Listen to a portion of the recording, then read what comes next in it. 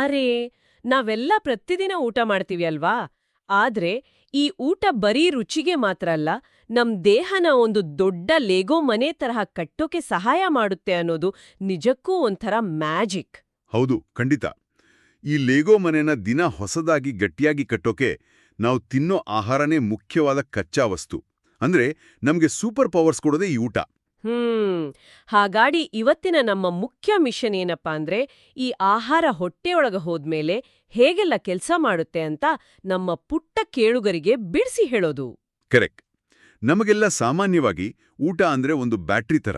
ಬರೀ ನಾವು ಆಟ ಆಡೋಕೆ ಎನರ್ಜಿ ಕೊಡುತ್ತೆ ಅಂತ ಅಷ್ಟೇ ಗೊತ್ತಲ್ವಾ? ಹೌದು, ನಾನು ಹಾಗೆ ಅನ್ಕೊಂಡಿದ್ದೆ. ಆದ್ರೆ ಮನೆ ಕಟ್ಟೋಕೆ ಬರೀ ಕರೆಂಟ್ ಇದ್ರೆ ಸಾಲ್ದು. ಇಟ್ಟಿಗೆ, ಸಿಮೆಂಟು, ಕಾವಲ್ಗಾರರು ಎಲ್ಲ ಬೇಕೇ ಬೇಕು ತಾನೆ? ಎಕ್ಸಾಕ್ಟ್ಲಿ. ಅದೇ ತರಹ ಆಹಾರದಲ್ಲಿ 3 ಮುಖ್ಯ ಫುಡ್ ಗ್ರೂಪ್ಸ್ ಇವೆ. ಮೊದಲನೇದು ಎನರ್ಜಿ ಗಿವಿಂಗ್ ಫುಡ್ಸ್, ಅಂದ್ರೆ ಈ ಅನ್ನ, ರೋಟಿ ಇವೆಲ್ಲ. ಓ, ಅಂದ್ರೆ ಇವು ಮನೆ ಕಟ್ಟುವ ಕೆಲ್ಸಗಾರರ ತರಹ ಶಕ್ತಿ ಕೊಡ್ತವೆ ಅಂತನಾ?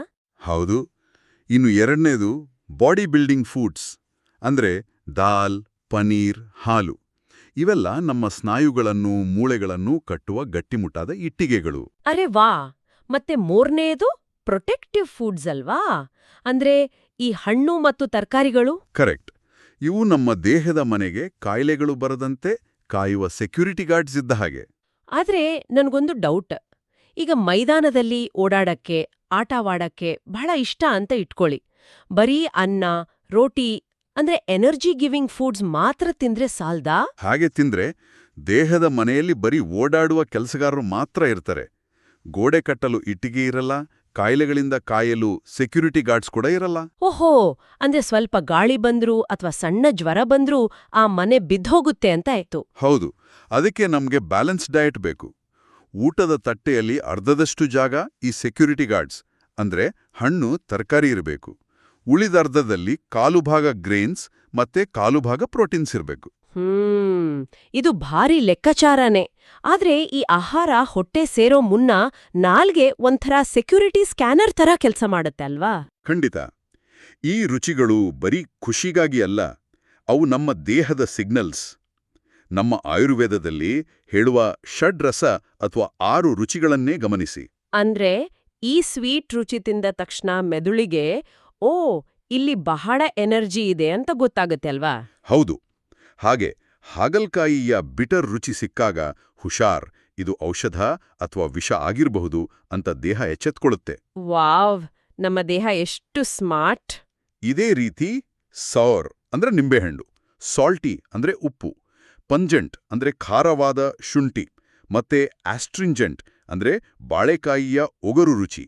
ಅರೆ, ಇವೆಲ್ಲ ಆಯಾ ಆಹಾರದಲ್ಲಿರುವ ಪೋಷಕಾಂಶಗಳ ಬಗ್ಗೆ ಮೊದಲೇ ಸುಳಿವು ಕೊಡ್ತವೆ ಅಂತ ಆಯ್ತು. ಆದ್ರೆ ಇದೆಲ್ಲ ಹೊಟ್ಟೆಯೊಳಗೆ ಹೋಗಕ್ಕೆ ನೀರ್ ಬೇಕೇ ಬೇಕು ಅಲ್ವಾ? ಹೌದು. ಹೈಡ್ರೇಷನ್ ಮತ್ತೆ ಡೈಜೆಷನ್ ಪ್ರಕ್ರಿಯೆಯಲ್ಲಿ ನೀರು ಬಹಳ ದೊಡ್ಡ ಕೆಲಸ ಮಾಡುತ್ತೆ. ನೀರು ಒಂಥರ ನದಿ ಇದ್ದ ಹಾಗೆ. ಅಂದ್ರೆ ಆಹಾರವನ್ನು ಹೊಟ್ಟೆಯ ಮೂಲೆ ಮೂಲೆಗೆ ಸಾಗಿಸುತ್ತೆ. ಕೇವಲ ಸಾಗಿಸೋದು ಮಾತ್ರ ಅಲ್ಲ, ದೇಹದ ಎಂಜಿನ್ ಬಿಸಿಯಾಗದಂತೆ ತಂಪಾಗಿಡುತ್ತೆ. ಮತ್ತೆ ಆಹಾರ ಕರಗಿದ ಮೇಲೆ ಉಳಿಯುವ ಕಸ ಅಥವಾ ವೇಸ್ಟ್ ಅನ್ನೋ ಆಚೆ ಹಾಕಲು ನೀರೇ ಬೇಕು. ನಿಜ, ನೀರು ತುಂಬಾನೇ ಮುಖ್ಯ. ಆದ್ರೆ ಅಕ್ಕಿ ಬೇಳೆನ ಹಸಿಯಾಗಿ ತಿಂದ್ರೆ ಹೊಟ್ಟೆಗೆ ಕಲಗಿಸೋಕೆ ಕಷ್ಟ ಆಗುತ್ತೆ. ಅದಕ್ಕೆ ಅಡಿಗೆ ಮಾಡೋದು ಒಂದು ಮ್ಯಾಜಿಕ್ ತರಹ ಅಲ್ವಾ? ಹೌದು. ಶಾಖ ತಾಗಿದಾಗ ಆಹಾರದಲ್ಲಿರುವ ಗಟ್ಟಿಯಾದ ಪ್ಲಾಂಟ್ ಫೈಬರ್ಸ್ ಮೃದುವಾಗ್ತವೆ. ಆಗ ಹೊಟ್ಟೆಯ ಕೆಲಸ ಸುಲಭ ಆಗುತ್ತೆ. ಅಂದ್ರೆ ಮೊಟ್ಟೆ ಬಾಯ್ಲಿಂಗ್, ಇಡ್ಲಿ ಮಾಡೋ ಸ್ಟೀಮಿಂಗ್, ಕಡ್ಲೆಕಾಯಿ ಹುರಿಯೋ ರೋಸ್ಟಿಂಗ್ ಇವೆಲ್ಲ. ಜೊತೆಗೆ ಪಕೋಡ ಮಾಡುವ ಫ್ರೈಯಿಂಗ್, ಬೇಕಿಂಗ್ ಅಥವಾ ಗ್ರಿಲ್ಲಿಂಗ್, ಇವೆಲ್ಲ ಆಹಾರವನ್ನು ಮೆದು ಮಾಡುವುದರ ಜೊತೆಗೆ ಕೆಟ್ಟ ಕ್ರಿಮಿಗಳನ್ನು ಕೂಡ ಸಾಯಿಸ್ತವೆ. ಮನೇಲಿ ಮಾಡಿದ ಬಿಸಿ ಬಿಸಿ ಅಡಿಗೆ ಹೊಟ್ಟೆಗೆ ಒಳ್ಳೇದು. ಆದ್ರೆ ಈ ಫ್ಯಾಕ್ಟ್ರಿಯಲ್ಲಿ ಮಾಡುವ ಜಂಕ್ ಫುಡ್ ಯಾಕೆ ನಮಗೆ ಕೆಟ್ಟದ್ದು? ಯಾಕಂದ್ರೆ ಜಂಕ್ ಫುಡ್ ನಮ್ಮ ನಾಲಿಗೆಯ ಸೆಕ್ಯೂರಿಟಿ ಸ್ಕ್ಯಾನರ್ ಅನ್ನು ಸಂಪೂರ್ಣವಾಗಿ ಯಾಮಾರಿಸುತ್ತೆ. ಅದರಲ್ಲಿ ಹೈ ಆಯಿಲ್, ಹೈ ಸಾಲ್ಟ್ ಮತ್ತೆ ಹೈ ಶುಗರ್ ಇರುತ್ತೆ. ಅಂದ್ರೆ ಹೈ ಶುಗರ್ ತಿಂದ ತಕ್ಷಣ ದಿಢೀರಂತ ಸಿಕ್ಕಾಪಟ್ಟೆ ಎನರ್ಜಿ ಬಂದಾಗೆ ಆಗುತ್ತೆ ಅಲ್ವಾ? ಹೌದು. ಆದರೆ ಸ್ವಲ್ಪ ಹೊತ್ತಿನಲ್ಲೇ ಅದು ಶುಗರ್ ಕ್ರ್ಯಾಶ್ ಆಗತ್ತೆ. ಅಂದ್ರೆ ಬಂದಷ್ಟೇ ವೇಗದಲ್ಲಿ ಆ ಎನರ್ಜಿ ಕುಸಿದು ಹೋಗಿ ವಿಪರೀತ ಸುಸ್ತು ಶುರುವಾಗತ್ತೆ. ನೈಜ ಆಹಾರ ಆ ರೀತಿ ಮಾಡಲ್ಲ. ಕರೆಕ್ಟ್. ಗಿಡಮರಗಳಿಂದ ಬರುವ ನೈಜ ಆಹಾರ ನಮ್ಮ ದೇಹಕ್ಕೆ ನಿಜವಾದ ಪಾವರ್ ಕೊಡುತ್ತೆ. ನಮ್ಮ ಊಟದ ತಟ್ಟೆ ಎಷ್ಟು ರಂಗುರಂಗಾಗಿರುತ್ತದೋ ಅಷ್ಟು ಒಳ್ಳೇದು. ಎಕ್ಸಾಕ್ಟ್ಲಿ. ಊಟದ ತಟ್ಟೆ ಒಂಥರ ರೈನ್ಬೋ ತರಹ ಇರಬೇಕು. ಒಂದೊಂದು ಬಣ್ಣದ ಹಣ್ಣು, ತರಕಾರಿಗಳು ನಮ್ಮ ದೇಹಕ್ಕೆ ಬೇರೆ ಬೇರೆ ಶಕ್ತಿಗಳನ್ನು ತುಂಬುವ ಮ್ಯಾಜಿಕ್ ಗುರಾಣಿಗಳು. ಅರೆ ವಾ! ಹಾಗಾದ್ರೆ ಮುಂದಿನ ಬಾರಿ ಊಟ ಮಾಡುವಾಗ ತಟ್ಟೆಯಲ್ಲಿ ಯಾವ ಹೊಸ ಬಣ್ಣದ ತರಕಾರಿ ಇದೆ ಅಂತ ಪ್ರತಿಯೊಬ್ರೂ ಗಮನಿಸ್ಬೇಕು.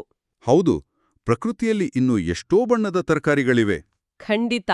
ಬಹುಶಃ ಇದುವರೆಗೂ ನೋಡದೇ ಇರುವ ಹೊಸ ಬಣ್ಣದ ತರಕಾರಿ ತಿಂದ್ರೆ ಇನ್ನೆಂತಹ ಹೊಸ ಸೂಪರ್ ಪವರ್ ಸಿಗ್ಬಹುದು ಅಂತ ಹುಡುಕಿ ನೋಡೋದು ಒಂದು ಭರ್ಜರಿ ಸಾಹಸನೇ ಸರಿ.